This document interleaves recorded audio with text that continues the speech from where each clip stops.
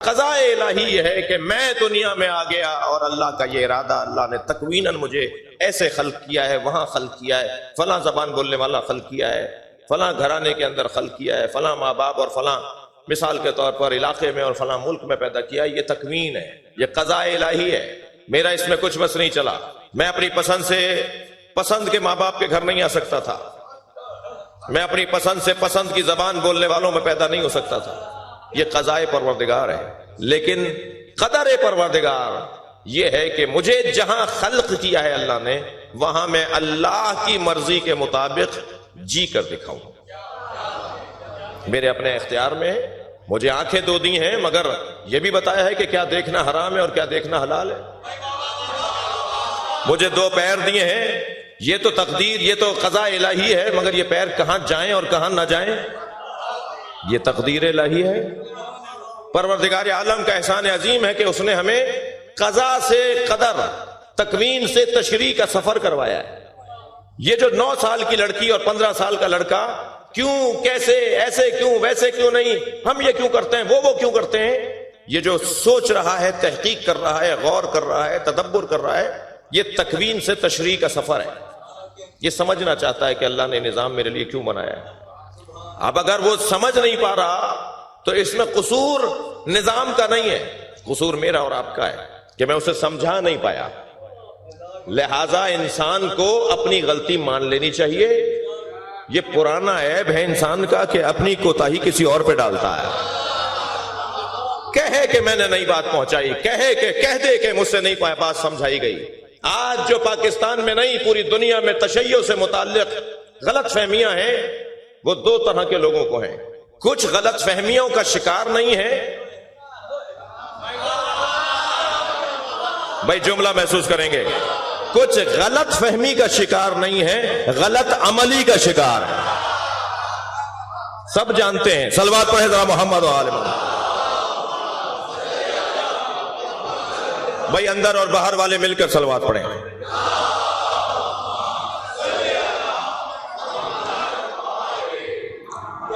توجہ کر رہے ہیں؟ کچھ غلط عملی کا شکار ہے، جانتے سب ہیں، پتہ سب ہے، اور کچھ غلط فہمی کا شکار ہے، ان تک بات پہنچی نہیں ہے۔ میں نے مقدمہ اچھا اپنا لڑا نہیں ہے، میں نے اپنا مقدمہ، اپنے مکتب کا مقدمہ، اپنے عقائد کا مقدمہ اچھے انداز سے پیش نہیں کیا۔ جتنا مجھے موقع ملتا ہے، جتنا ہمیں وسائل فراہم ہیں، وسائل کو مادی اور دنیاوی اور حکومتی وسائل کی بات نہیں کر رہا جی، سب سے بڑا وسیلہ ہمارے پاس جو ہے وہ ہمارا جذبہ ہے۔ یہ جو ہمارے پاس ہے، اس کے مطابق ہم نے کام نہیں کیا۔ میں ایک مجلس میں اس کی طرف اشارہ کر چکا ہوں، زیادہ ٹھہروں گا تو تکرار ہو جائے گی۔ عزیزان گرامی، وہ جو تشریع کی طرف سفر ہے، کیوں اور کیسے کا جذبہ اور اس کی تسکین کا مرحلہ ہے، وہ ہے کہ جو در حقیقت مجھے مضبوط بناتا ہے۔ میں کالے کپڑے کیوں پہنتا ہوں، میں سجدہ کا کیوں رکھتا ہوں، میں ماتم کیوں کرتا ہوں، میں روتا کیوں ہوں، میں ہاتھ کھول کے نماز کیوں پڑھتا ہوں، میں 8 منٹ بعد روزہ کیوں کھولتا ہوں، میں یہ سارے جو میرا حق ہے نا کہ میں اس کو پیش کروں۔ مجھے البتہ وہ سنی بہت اچھا لگتا ہے جو لاکھوں شیعوں میں ہاتھ باندھ کے نماز پڑھ رہا ہوتا ہے، اس لیے کہ وہ لاکھوں شیعوں میں ہاتھ باندھ کے نماز پڑھ کر بتاتا ہے جو دین میں نے سمجھا ہے، اس پہ عمل کرنے کی جرت بھی رکھتا ہوں جی۔ دوسرا پیغام وہ یہ دے رہا ہوتا ہے، خبردار لاکھوں شیعوں کے درمیان بھی ہاتھ باندھ کے نماز پڑھ لینا، شیعہ مارتے نہیں ہیں۔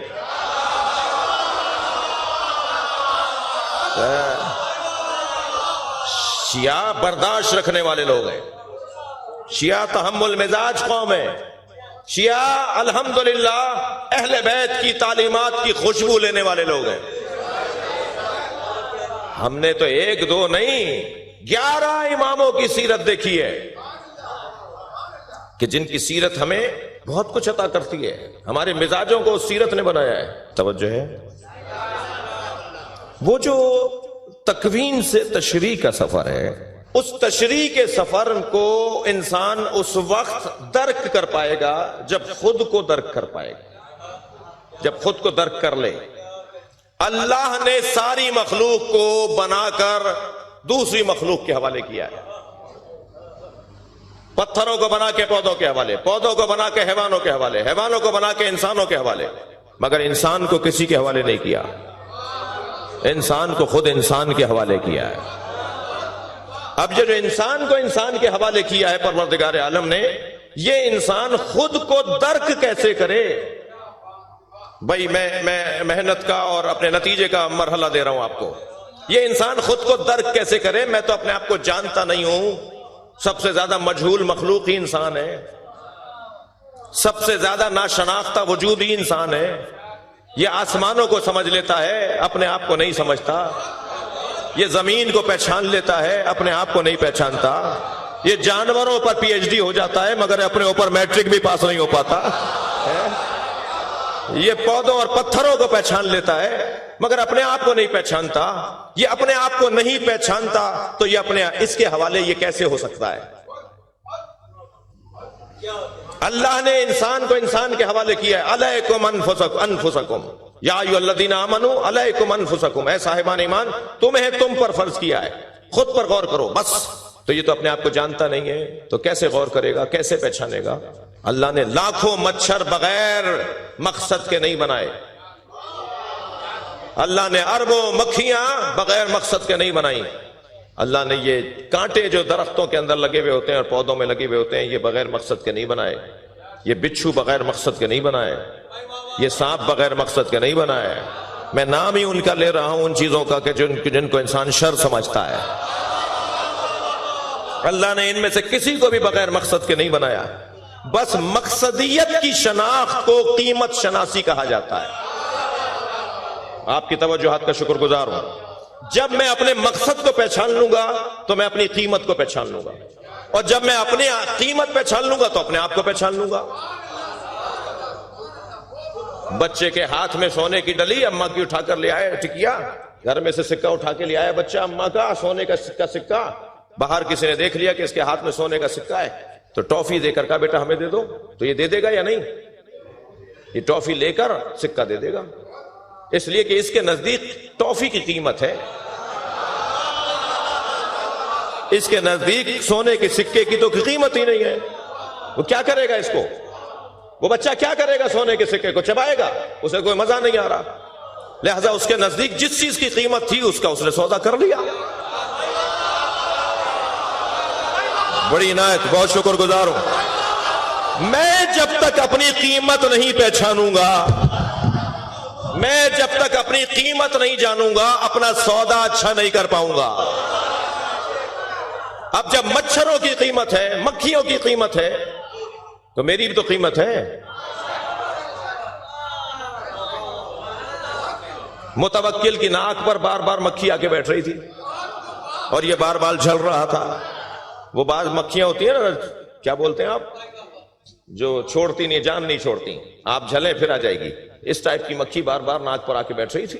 تو ہاں مجھے پتا ہے مگر ممبر کا ادب روک رہا ہے نام لینے سے، تو ممبر کی اپنی زبان ہوتی ہے نا، تو وہ مکھی بار بار وہ جھلتا رہا، آخر الجھ کر امام نقی کی طرف دیکھ کر کہنے لگا اللہ نے مکھی کیوں بنائی ہے؟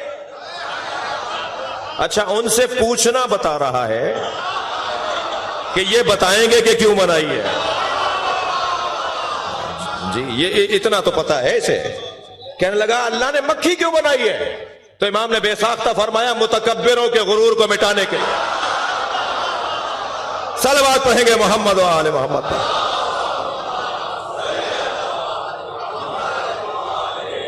اب ایک یہ جملہ کچھ دیر کے لیے ذہن میں میرے بچے اور جوان بٹھا لیں، وقت تنگ ہو رہا ہے، ایک یہ جملہ اپنے ذہن میں بٹھا لیں کہ ہمارا مقصد کیا ہے؟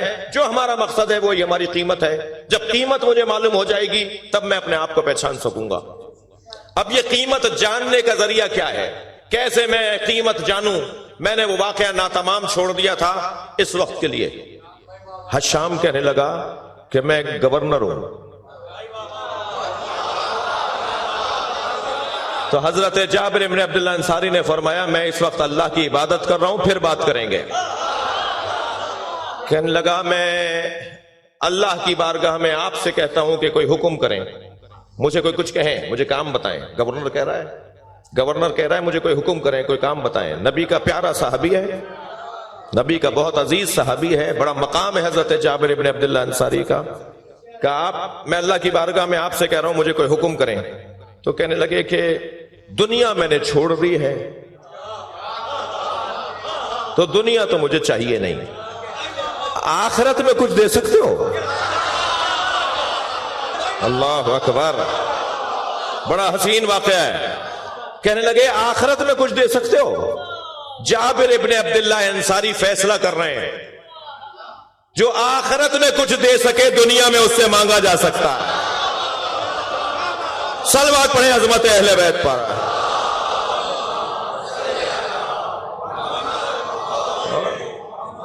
کہنے لگا نہیں، میں آخرت میں کچھ نہیں دے سکتا۔ حضرت نے فرمایا دنیا میں نے چھوڑ دی ہے، آخرت تم دے نہیں سکتے ہو، دنیا میں نے ترک کر دی ہے اور آخرت تم دے نہیں سکتے ہو، تو تم سے مانگوں کیوں؟ عزیزان گرامی، کون بتائے گا؟ آئیے حکیم صاحب، آئیے اندر آئیے گا۔ کون بتائے گا؟ دقت ہے، کون بتائے گا کہ میری قیمت کیا ہے؟ میں کیسے جانوں گا کہ میری قیمت کیا ہے؟ آپ لوگ تھوڑی دیر کہیں اور چلے گئے، آ جائیے، واپس آ جائیے۔ ایک صلوات پڑھیں ذرا، بہتر صلوات پڑھ لیجئے، بہتر۔ اللہم صل علی محمد وآل محمد۔ میری قیمت کیا ہے کون بتائے گا؟ میں تو جانتا نہیں ہوں اپنے آپ کو۔ جب بازار عکاظ لگتا تھا نا مکے میں، تو پوری دنیا کے تاجر آتے تھے مکے میں، اور سیدۃ التجار جناب خدیجہ طے کرتی تھیں کہ فلاں جنس کی قیمت مارکیٹ میں کیا ہوگی۔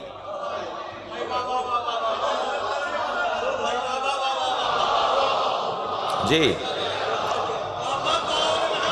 تاجروں کی سیدہ، سارے تاجر پہلے حضرت کے گھر آ جاتے تھے، دسترخوان لگا ہوا ہوتا تھا، پہلے انہیں کھانا کھلایا جاتا تھا، انہیں آرام کے لیے جگہ فراہم کی جاتی تھی، ان کے اپنا اپنا قافلہ مال کا، اونٹوں کے قافلے ٹھہرے ہوئے ہیں، مال لے کر آئے ہوئے ہیں، کوئی مصر سے آیا ہوا ہے، کوئی بصرے سے آیا ہوا ہے، جی کوئی مدینے سے آیا ہوا ہے، کوئی یمن سے آیا ہوا ہے، کوئی شام سے، شامات سے آئے ہوئے ہیں۔ اور سارے تاجر جب جمع ہو جاتے تھے تو پھر مارکیٹ کا آغاز ہوتا تھا، اوپننگ ہوتی تھی، باقاعدہ افتتاح کرتی تھی بی بی۔ یہ میں آج کی زبان میں بول رہا ہوں، ممکن ہے کسی کو یہ بات عجیب لگے، ورنہ بات پرانی ہے، آج کی زبان میں بول دیا میں نے کہ وہ پھر باقاعدہ اس کی اوپننگ ہوتی تھی، وہ جو ہے وہ ایکسپو سینٹر، باقاعدہ بازار عکاظ کو آج ایکسپو سینٹر کہتے ہیں نا آپ۔ تاریخ میں بازار عکاظ جو ہے وہ پوری دنیا کے جنس جمع کیے جاتے تھے، مال تجارت کے لائے جاتے تھے، اور اس کے بعد وہاں پر وہ مارکیٹ لگتی تھی اور دنیا کے لوگ تاجر آتے تھے، وہاں سے لے کر جاتے تھے۔ حضرت خدیجہ سیدۃ التجار، ان کے گھر میں پہلی نشست، پھر تاجر اپنا اپنا کام شروع کر دیتے تھے، بی بی طے کر لیتی تھی کون کیا لایا ہے، کون کیا لایا ہے، پھر طے ہو جاتا تھا۔ ایسے ہی ہے، تو سیدہ طے کرتی تھی کہ اس مال کی قیمت کیا ہے۔ تو مال کی قیمت، جنس کی قیمت، وجود کی قیمت، متاع کی قیمت وہ لگائے گا کہ جو اس کا ماہر ہو۔ بھائی بڑی کوشش کر رہا ہوں کہ میں اپنے بچوں کے لیے بات روشن کروں، وہ لگائے گا قیمت جو اس کا ماہر ہو۔ اب میرے جان کی قیمت، میرے وجود کی قیمت کون لگائے گا؟ وہ لگائے گا جو وجود کا ماہر ہو۔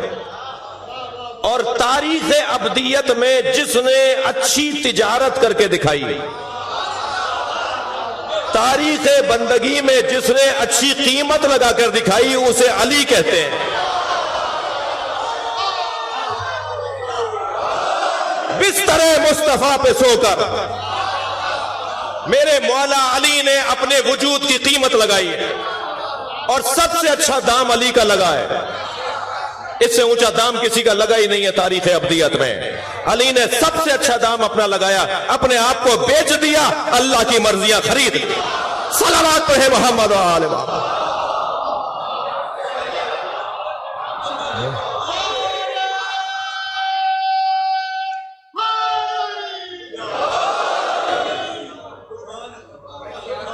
اب جس نے سب سے اچھی قیمت لگائی ہے وہی ہماری قیمت لگانے کا حقدار ہے۔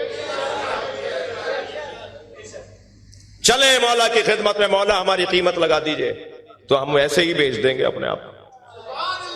اچھا، قیمت اسی سے لگوائیے گا جو خیانت نہ کر پائے۔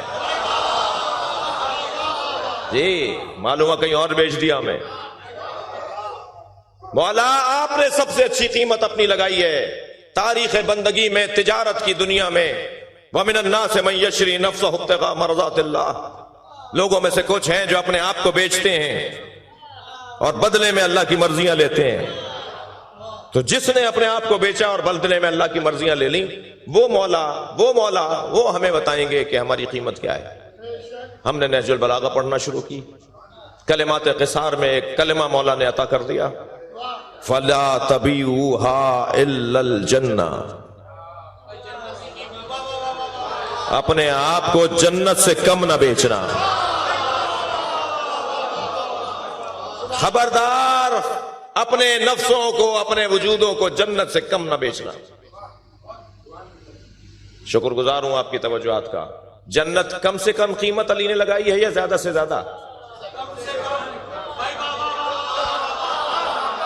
کم سے کم قیمت ہے کہ اس سے کم بیچو گے تو نقصان اٹھاؤ گے، بس اس سے نیچے نہ آنا تاکہ خسارہ اٹھانے والوں میں سے نہ ہو۔ علی نے جنت ہماری کم سے کم قیمت لگائی ہے، زیادہ سے زیادہ نہیں۔ بھئی وہ زیادہ سے زیادہ قیمت کیا ہے؟ اب قرآن مجید سورہ مبارکہ زمر کی وہ آیت سمجھ میں آئے گی جس میں ارشاد ہو رہا ہے، اللہ اکبر، وسیق الذین اتقوا ربہم الی الجنہ زمرا، صاحبان تقوی کو جنت میں دھکا دے کر لے جائیں گے۔ بھئی دوزخ میں دھکا دے کر لے جائیں گے تو سمجھ میں آتا ہے، یہ جنت میں دھکا دے کر کیوں لے جائیں گے؟ اس کا مطلب یہ ہے کہ جنت کم قیمت لگی ہے، وہ اس سے زیادہ چاہتے ہیں، وہ اس سے زیادہ چاہتے ہیں۔ قرآن پکار کے کہہ رہا ہے انہیں دھکا دے کے جنت میں لے جایا جائے گا۔ ان سے پوچھا جائے گا، پھر آواز دیں گے لوگ کہ بھائی ہم تو ترس رہے ہیں جنت میں جانے کو، یہ کون ہے جو جنت میں جانے کو تیار نہیں ہے؟ انہیں دھکا دیا جاتا ہے، پھر کھڑے ہو جاتے ہیں، پھر مڑ کر آ جاتے ہیں، پھر انہیں لے جائے، پھر آ جاتے ہیں، یہ کون لوگ ہیں؟ تو آواز آئے گی، ہم خداس الحسین، یہ کہہ رہے ہیں ہماری قیمت جنت کم لگی ہے، ہمیں حسین چاہیے۔